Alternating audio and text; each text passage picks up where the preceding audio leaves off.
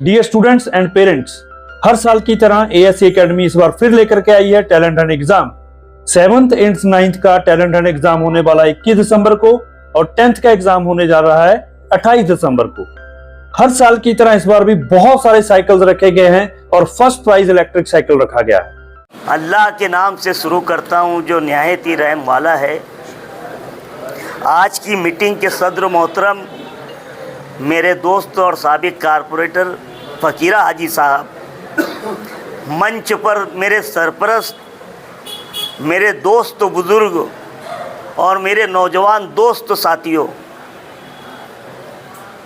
आज आप सब लोगों को बुलाने का मकसद ये था कि कुछ बातें आप लोगों के साथ की जाए।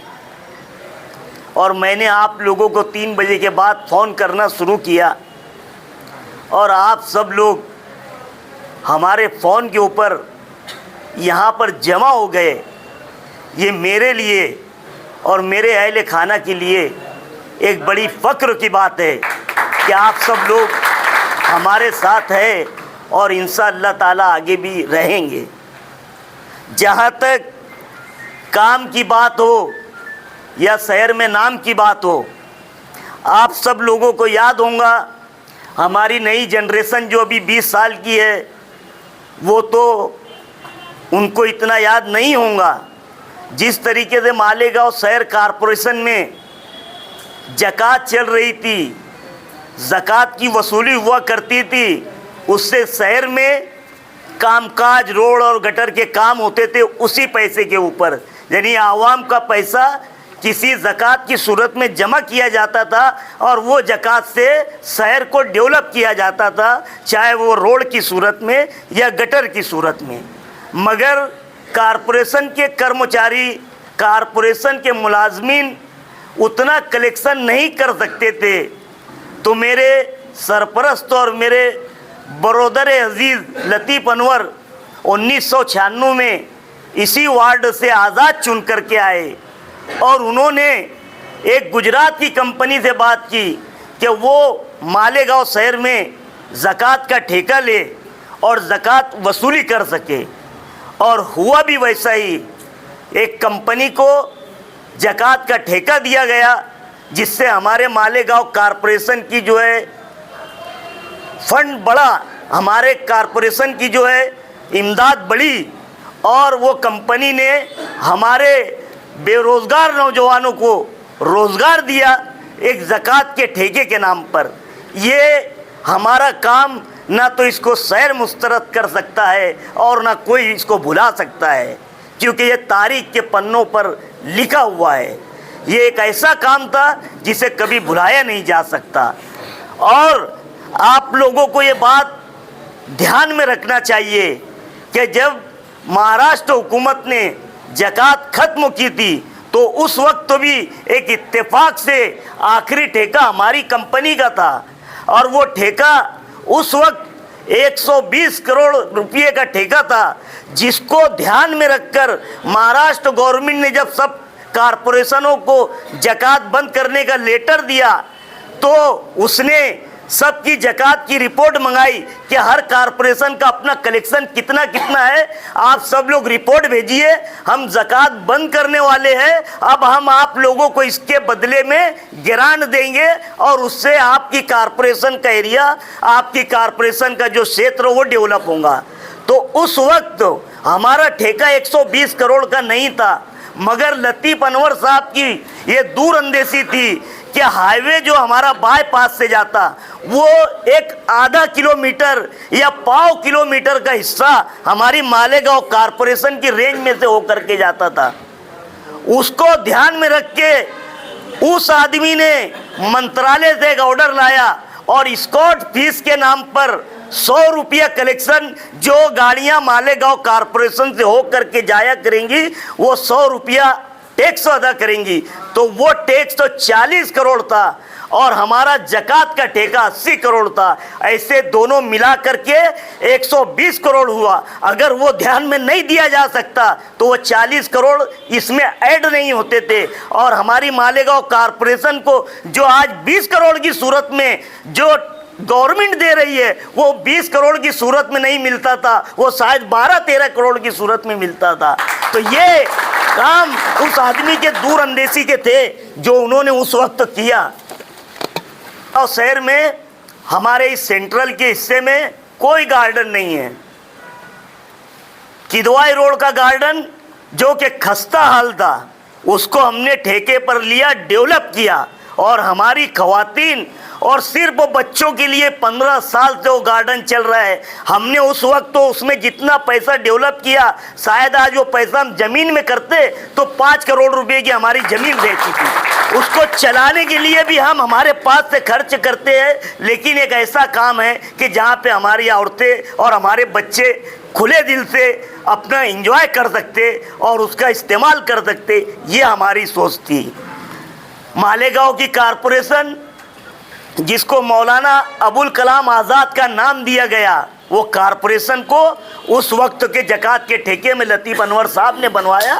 पत्थर पे नाम लिखा हुआ है मौलाना आज़ाद कारपोरेशन का। नहीं तो वही जूनी बिल्डिंग के अंदर जो नया कोई भी पद पे आता था तो वह आधा प्लाउड का अपना रास्ता बनाता था, दूसरा आता था अपना रास्ता बनाता था। एक नई कारपोरेशन जो मंत्रालय दिखती है, जिसे मौलाना अबुल कलाम आज़ाद का नाम दिया, वो बनाने वाला भी लतीफ़ अनवर था।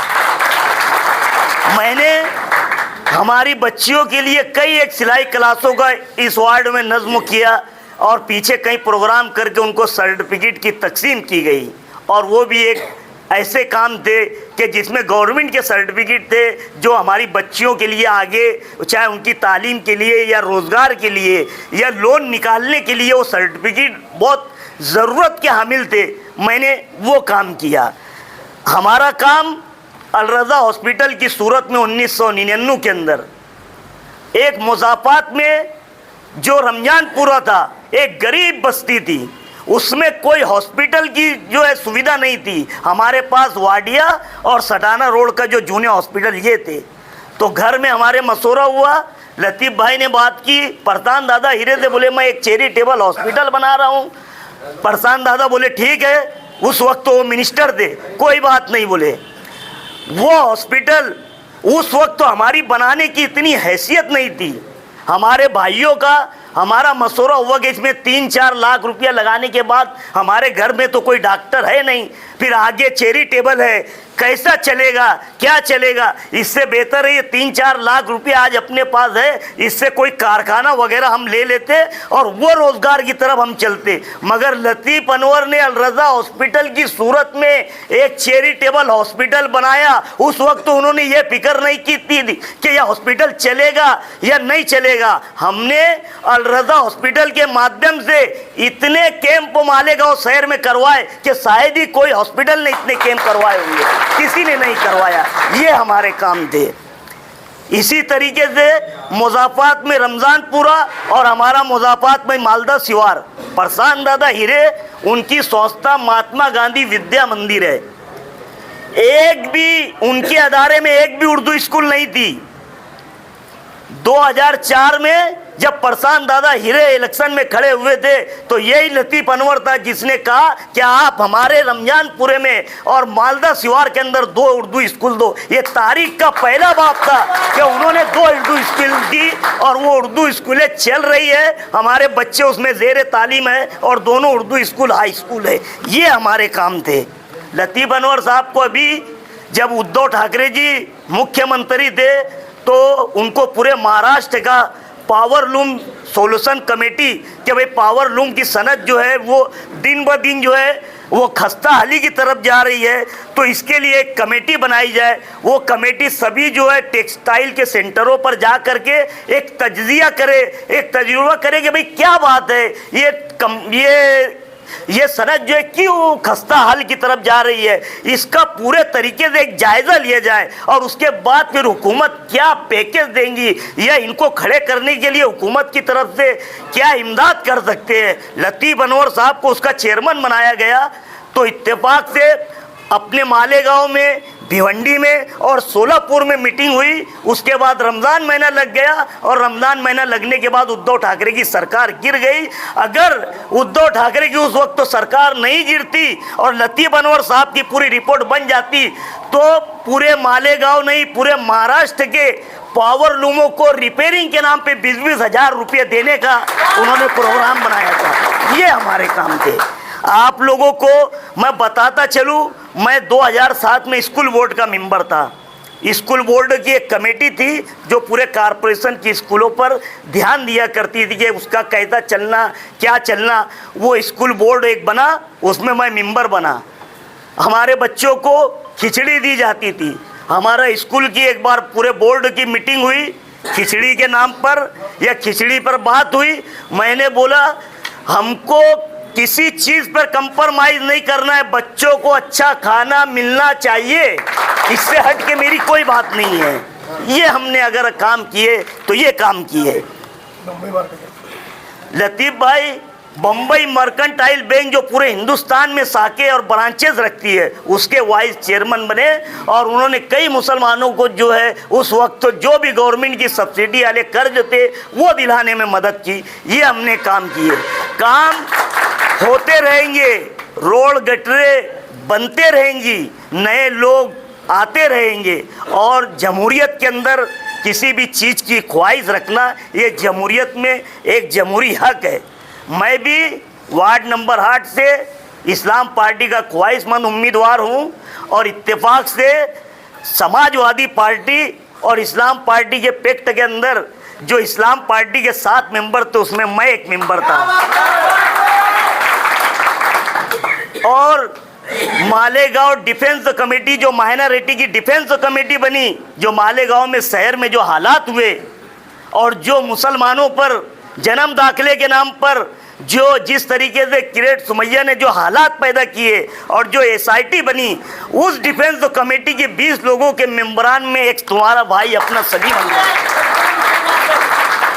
जहाँ पर जिस तरीके से जैसी ज़रूरत बनी हमने वो काम करने की कोशिश की और वो काम किए। और यहाँ पर वो चेहरे मोरे बैठे हुए हैं कि मुझे बहुत बताने की ज़रूरत नहीं है कि मैं कितना बड़ा हूँ या कितना बड़ा आदमी हूँ। ये वो चेहरे हैं जिन्होंने हमको कहाँ से देखा है ना, तो वो हमारा इतिहास और तारीख भी बता सकते हैं। कोई मुझे ये बताने की ज़रूरत नहीं है कि हम सलीम नगर के मुज़ाफ़ात में रह करके एक स्लम एरिया में पैदाइश करके उठने वाले लोग हैं। ये वक्त की बात है, अल्लाह का करम और तुम्हारी दुआएं हैं कि हम आज इतने नाम और शोहरत है से आज मालेगांव शहर में चल रहे हैं। नहीं तो किसी को ये बताने की ज़रूरत नहीं है। यहाँ जो उम्र दराज बैठे हैं उनको सब मालूम है हमारी तारीख और हमारा जुग्राफिया क्या है, वो कोई को बताने की ज़रूरत नहीं है।